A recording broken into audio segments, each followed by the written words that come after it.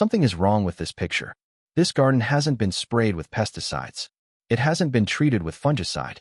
The neighbor's plants are rotting. The whole row behind it is covered in white powder. But this plant, untouched. And the only thing the farmer did differently was pour bad milk on it. That's not a metaphor. That's not a punchline. It's sour milk, diluted with rainwater, sprayed on leaves once a week. Cost: less than nothing. Most people throw this away every single day. And yet, researchers in Brazil, farmers in Japan, homesteaders across Eastern Europe have been quietly using this for decades. The results look almost illegal. Let's be clear, this isn't folk magic.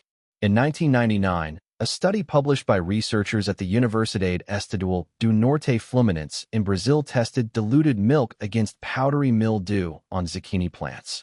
The results? Milk outperformed chemical fungicide by measurable margins. Not matched it, outperformed it. Dr. Wagner Bettiol, a legitimate, peer-reviewed agricultural scientist, showed that a 10% milk solution reduced powdery mildew spread by over 90%. 90%. The Japanese have a concept of using fermented dairy and plant-based acids to shield crops that goes back centuries in East Asian agriculture.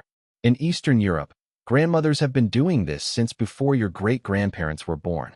They just called it common sense. So why haven't you heard about this? Ask yourself something. Who profits when your garden gets sick? The company selling you the $24 bottle of synthetic fungicide. The brand charging you for copper spray. The subscription box of organic treatments. A sour milk solution costs almost nothing. You can't patent it. You can't brand it. You can't build a quarterly earnings report around it. That's the problem. It works too well to be profitable. Here's what happened. Slowly, quietly, over the course of the 20th century, traditional agricultural knowledge got replaced. Not because it failed, but because it didn't fail enough. Chemical companies didn't just sell products. They sold a worldview. The worldview that nature is broken, that your soil is deficient, that your plants are helpless without synthetic intervention. And the moment you believe that, you're a customer forever. This knowledge wasn't banned. It wasn't destroyed. It was just quietly de-emphasized, removed from textbooks, left out of garden centers, laughed out of conversations, until the internet made it impossible to keep quiet anymore. You've been throwing this away your entire life. That slightly sour milk at the back of the fridge. The yogurt no one finished. The whey left over after straining cheese. Every single time, you poured it down the drain. And every single time, your garden was 10 feet away. This isn't some exotic ingredient you need to source. It's not some ancient herb from a remote region. It's sitting in your kitchen right now. Here's what's actually happening at the microscopic level. Milk contains proteins and immune compounds. When milk dries on a leaf surface, it creates a thin, invisible protein layer. That layer changes the surface pH. Fungal spores, things like powdery mildew, botrytis, early blight, they need a specific pH environment to germinate. Too acidic or too alkaline, and they can't get a foothold. The milk doesn't kill the fungus. It makes the leaf inhospitable to it. There's also the potassium component. Milk is rich in potassium, which strengthens cell walls inside the plant itself. Think of it as building the locks on the doors before the burglar even shows up.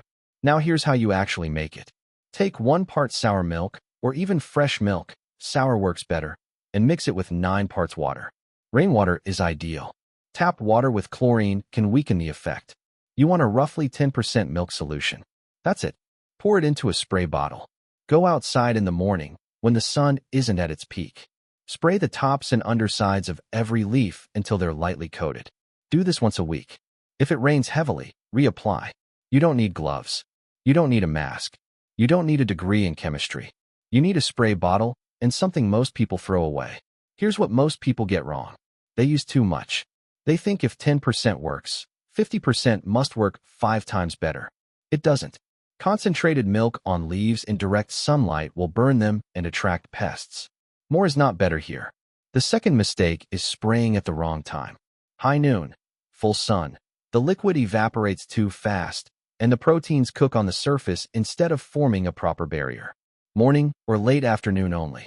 The third mistake is giving up after 1 application. This is a preventative system, not a cure.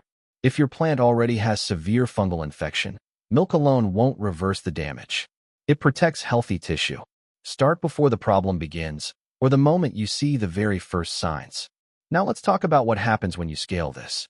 One spray bottle works for a small raised bed. A garden pump sprayer handles a full backyard. A simple backpack sprayer covers a small farm plot. People who have fully committed to this system report their fungicide costs dropping to near zero over a single growing season.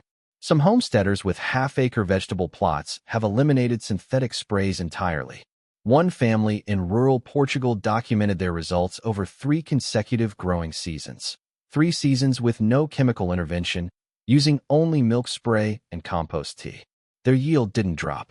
It went up, because healthy plants that aren't stressed by chemical overload actually produce more. Now let's address the obvious concern. Is this safe to eat? Yes. When milk dries on a plant's surface, it doesn't leave a toxic residue. You're literally spraying a food product onto a food plant. Rinse your vegetables as you normally would before eating. There's nothing to fear. The second concern people raise is smell. Yes, if you're heavy-handed, you might get a faint sour smell in your garden for a few hours after spraying. By the next morning, it's gone. Nobody has ever complained about their tomatoes smelling like tomatoes after washing them.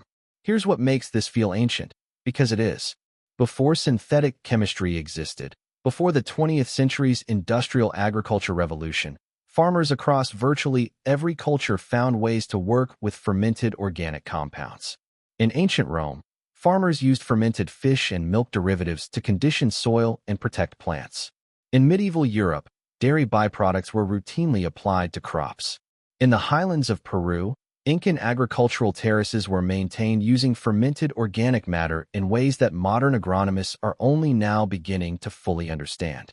These weren't primitive guesses. These were the results of thousands of years of careful, empirical observation. These people watched their crops closely every single day of their lives. They knew things we've forgotten how to pay attention to. And that brings us to the deeper question. Why do we find it so hard to believe that something simple and cheap could work? We've been trained, genuinely, systematically trained, to distrust simplicity. If it doesn't come in a plastic bottle with a warning label and a barcode, it must not be real. If it doesn't cost money, it can't have value. If a corporation isn't selling it, it must not exist. That's not cynicism. That's just an honest look at the world we were handed. But the world that existed before that one. The world where people grew their own food, fixed their own tools, and passed down real knowledge through generations.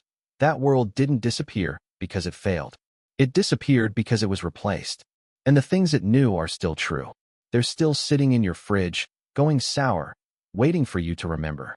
If this changed the way you see your garden, or something bigger than your garden, share it with someone who grows things.